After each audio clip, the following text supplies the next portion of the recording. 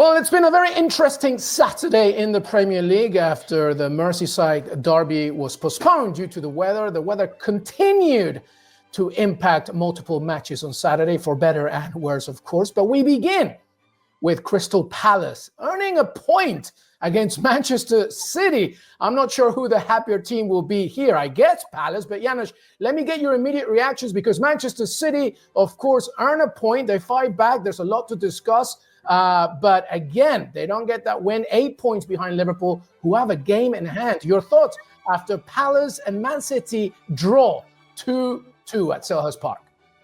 Yeah, I mean, starting with City, it's another step backwards for them, right? You look at that win against Nottingham Forest, where you say to yourself, okay, maybe they're back. Normal service resumed. They can now put things together and put a challenge to Liverpool, right? You've mentioned it's 8 points here, game in hand. So everything that they've thought they've gained on paper when Liverpool drew against Newcastle, right? It's out the window. Obviously, it's game in hand, but it could go back to 11. I'm not mentioning Arsenal, Chelsea purposely here.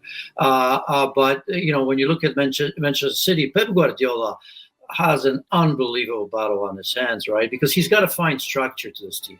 The one thing over the years that we knew, there was attacking structure and there was very much defensive structure. They're ordinary. I mean, look at today.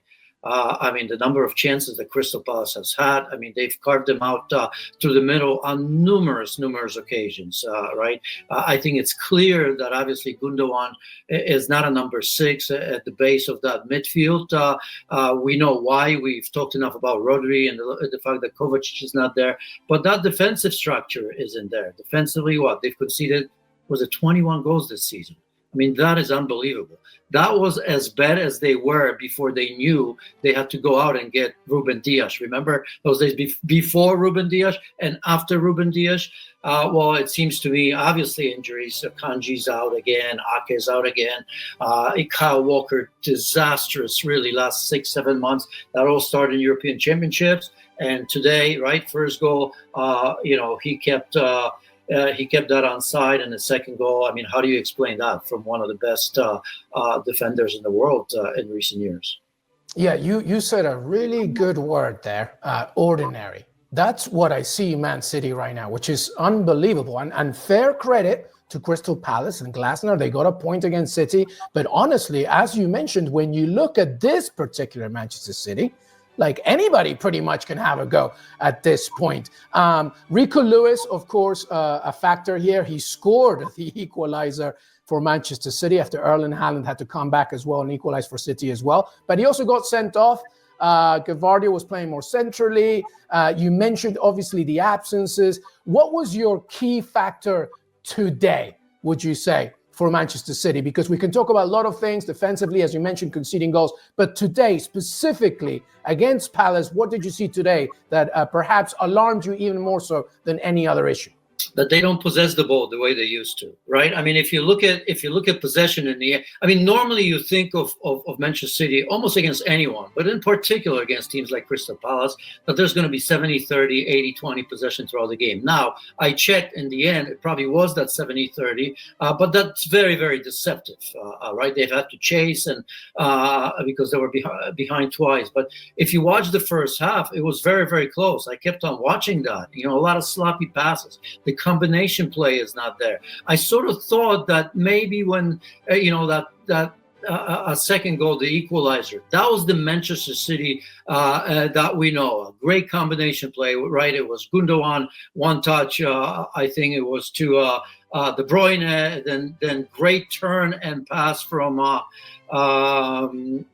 Bernardo Silva, and a great finish from Rico Lewis. This is the sort of City that we need to see. The wide players getting behind the defenses, right? That combination, that little triangle where they really hug the byline there and cut it back very often, score.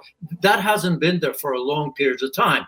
And again, because, you have to say there's a lot of players out, and I don't care who you are. When so many players are missing, of course, it's going to affect the way you play, the lack of confidence, and maybe not a belief in your team. But I just think that possession of the ball I don't know if you noticed so many sloppy passes from key players, sometimes a little bit too much power, sometimes behind the players. I mean, you could see Haaland frustrated on 2 or 3 occasions where he was just waiting for a perfect pass that usually comes. And it was just underplayed a little bit or maybe a little bit behind. And for him, it was big that he scored because he hasn't been doing that in the Premier League for a while. It's been kind of a month for him as well. So I guess that's the only bright spot that he scored, and maybe Matheus Nunes, who was excellent for maybe second or third game in a row. Yeah, a great assist from him, of course, for the Erling Haaland header. You mentioned possession is an issue. Completely agree. I think the factor here, especially when Man City were going forward towards the final third, they were very static. And you saw a clearly frustrated Erling Haaland, of course, but so many. Let me ask you something, because Pep Guardiola, at the end of the match, shaking hands with the referee, Rob Taylor, after sending off Rico Lewis after that second yellow card. He obviously was complaining about it. What do you make of it, the sending off? I thought it was very, very harsh. There's got to be a room. I'm not here. I'm not going to be the one say, hey, being on the yellow, you got to know better. That's a silly and simple thing to say for everyone. Of course, there are fouls where we all know that it's a second yellow card. But this one, I don't think so.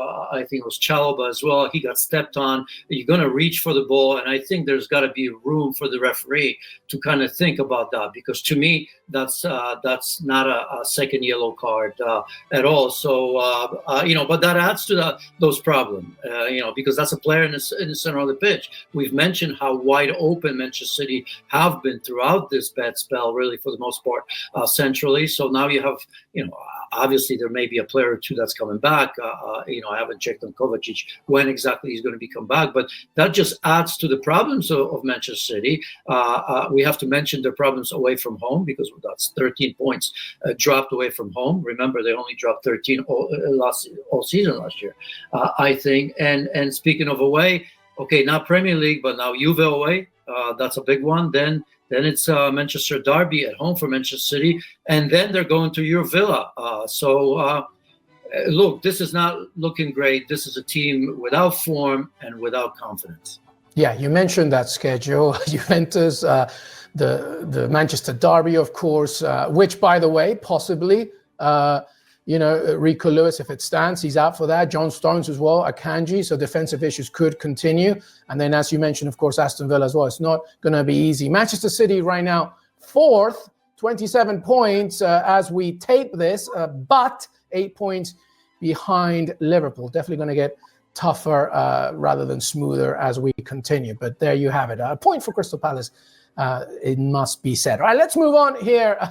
If there was a game, Janusz Michallik, that mirrored the weather